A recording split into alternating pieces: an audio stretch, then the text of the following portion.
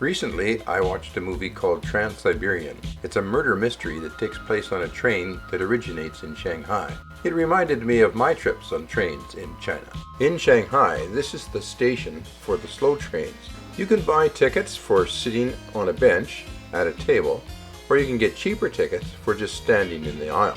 You can open the window and buy stuff from the vendors when you're at the station, or once you're underway, there will be vendors pushing carts down the aisle through all the crowds of standing passengers. Sleeping compartments have 6 narrow beds, no door, just a curtain. I would sleep in the top bunk so that my feet stuck out in the aisle over the head of all the passers-by. A constant part of the scenery was the construction for the new fast trains. Like the SkyTrain in Vancouver, they're all above ground. One of the advantages of being able to open the windows, you can lean out and take a nice picture. You can see by the marquee here at the Nanjing station that the year is 2007. That's when I took these pictures and this trip.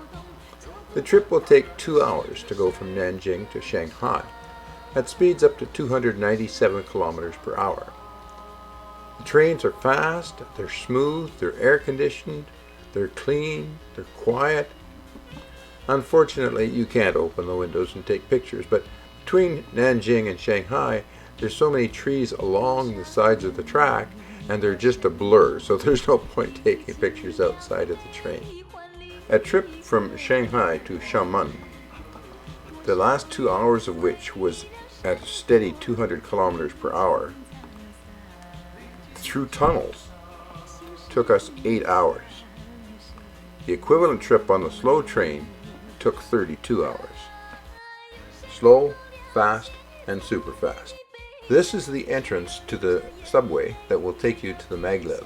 Maglev is an abbreviation for the term magnetic levitation.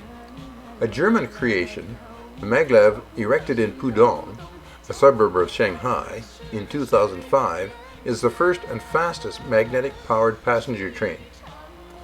Like the Vancouver SkyTrain, it has a terminal in the airport terminal. Its only other terminal is still inside Pudong. The 20-kilometer trip, including acceleration and deceleration, only takes 8 minutes. It has a slight vibration at speeds over 400 kilometers per hour. Slower speed were still not conducive for taking pictures of the scenery, as the windows are highly reflective. Few airline passengers with luggage use this train as the trip is much too short. No one seemed to want to pay the extra to ride in the small first-class section, so I snuck in on the return trip.